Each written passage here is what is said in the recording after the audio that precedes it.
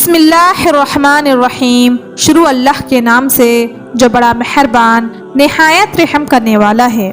مرد کی پسلی سے عورت کو بنا کے اللہ تعالیٰ نے مرد کو اپنی اس حکمت کا اشارہ دیا کہ میں نے اس عورت کی تخلیق فرشتوں کی لائی مٹی سے نہیں کی، میں نے اسے تمہارے جسم کے حصے سے اس لیے نکالا کہ عورت کا تقدس اور پردہ قائم رہے، فرشتوں کو بھی خبر نہ ہونے پائے کہ زمین کی لائی ہوئی کس مٹی سے عورت کی تخلیق ہوئی۔ یعنی عورت کے تقدس کی حد تو دیکھیے کہ فرشتوں سے بھی ان کی بناوٹ کا پردہ لازمی قرار دیا گیا، اور پہلی عورت اس مرد کی پسلی سے نکلی جس کی وہ منکوحہ کہلائی۔ اب بات آتی ہے پسلی کی۔ عورت پسلی سے ہی کیوں نکلی؟ کیا ٹیڑھا پن وہیں سے ملا؟ نہیں، یہ بھی حکمت سے خالی بات نہیں ہے۔ انسانی جسم میں دل اور بہت سے نازک حصے پسلی کے پیچھے چھپے ہوئے ہیں، یعنی پسلی ایک ڈال ہے ان نازک حصوں کے لیے۔ تو اللہ پاک نے عورت کو پسلی سے نکال کے یہ نہیں بتایا کہ عورت میں ٹیڑھا پن ہے، بلکہ اس عورت کو پسلی کی تخلیق کر کے یہ بات سمجھا دی کہ عورت وقت پڑنے پر ڈھال بھی بن سکتی ہے۔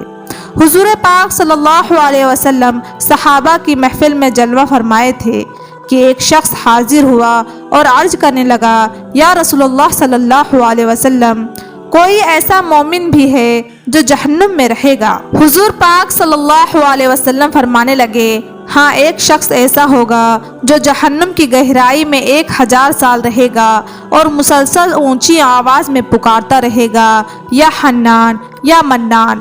ایک دن اس قدر اونچی بلند آواز سے ہی یا حنان یا منان کہے گا کہ حضرت جبرائیل علیہ السلام جہنم کے قریب سے گزرتے ہوئے اسے سن لیں گے۔ حضرت جبرائیل علیہ السلام حیران ہوں گے کہ یہ کیسی عجیب بات ہے کہ کوئی مسلسل یا حنان یا منان پکار رہا ہے۔ حضرت جبرائیل علیہ السلام عرش کے سامنے حاضر ہوں گے اور سر سجدے میں رکھ کر خدا کی تسبیح بیان کریں گے۔ اللہ فرمائے گا، اے جبرائیل علیہ السلام، سر اٹھاؤ۔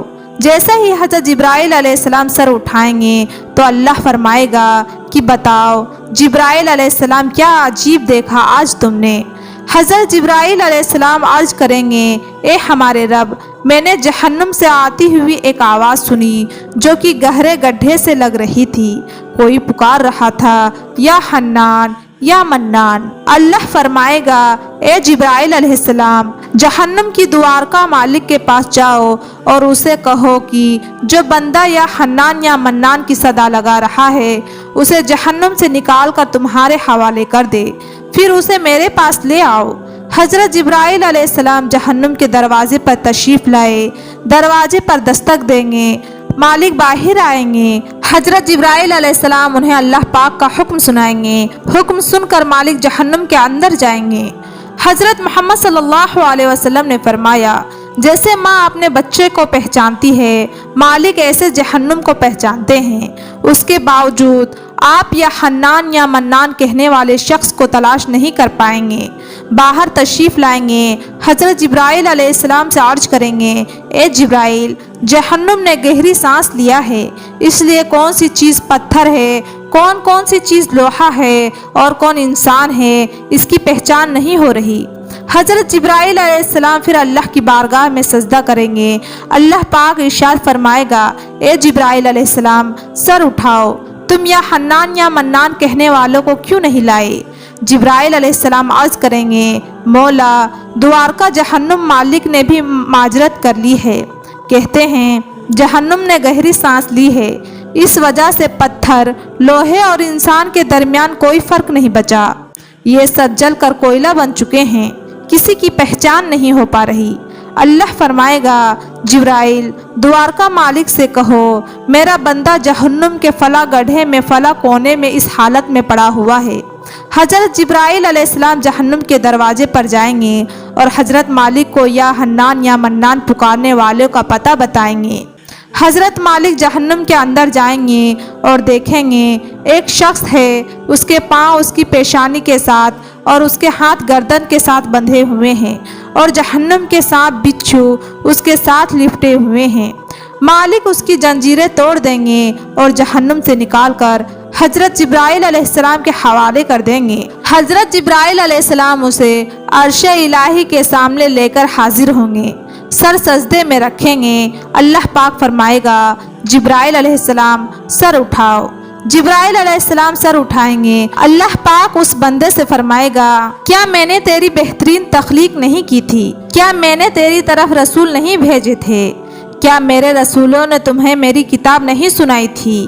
یا میرے رسولوں نے تمہیں نیکی کا حکم نہیں دیا تھا؟ کیا تجھے برائی سے نہیں منع کیا تھا؟ وہ بندہ ساری باتوں کو مانے گا، اقرار کرے گا یا اللہ تو نے میری بہت اعلیٰ تخلیق فرمائی، تیرے رسول بھی یہ تشریف لائے اور انہوں نے تیرے احکام بھی سنائے۔ اللہ پاک فرمائے گا فلاں فلاں گناہ کیوں کیا؟ وہ عرض کرے گا یا اللہ میں نے اپنی جان پر ظلم کیا جس کی سزا میں مجھے جہنم میں ڈال دیا گیا۔ اے اللہ اس کے باوجود میری امید نہیں ٹوٹی، مجھے تیری رحمت سے امید تھی، میں یا حنان یا منان پکارتا رہا۔ مولا تو نے مجھے اپنے فضل سے جہنم سے نکالا ہے، یا اللہ مجھ پر رحم فرما۔ اللہ پاک فرمائے گا اے فرشتوں گواہ ہو جاؤ، میں نے اس پر رحم کیا اور اسے معاف کر دیا۔ ناظرین آئیے اپنا اپنا محاسبہ کرتے ہیں، کیا ہم میں کوئی ایسا ہے جو کہہ سکے کہ میں اپنی ایمان کا حساب کر سکتا ہوں؟ اپنے اپنے گریبان میں نظر ڈالیں، کوئی ایسی خوبی جس پر ہمیں یقین ہو کہ ہمیں دوزخ میں نہیں ڈالا جائے گا۔ ہزاروں سال کی عبادتیں بھی رد ہوتی دیکھی گئی ہیں، تو بس اللہ سے دعا کرتے ہیں کہ اے اللہ ہم جانتے ہیں کہ اگر ہمارے ایمان کا سخت حساب لیا گیا تو یقیناً ہم نہیں بچ پائیں گے، ہم بے حد گنہگار ہیں، لیکن اے اللہ ہم تیری رحمت کا سوال کرتے ہیں، ہم سے حساب اپنے عدل و انصاف پر نہ لینا بلکہ ہم پر اپنی رحمت اور عطا کا سایہ رکھنا۔ اے اللہ پاک ہماری دعا قبول فرما۔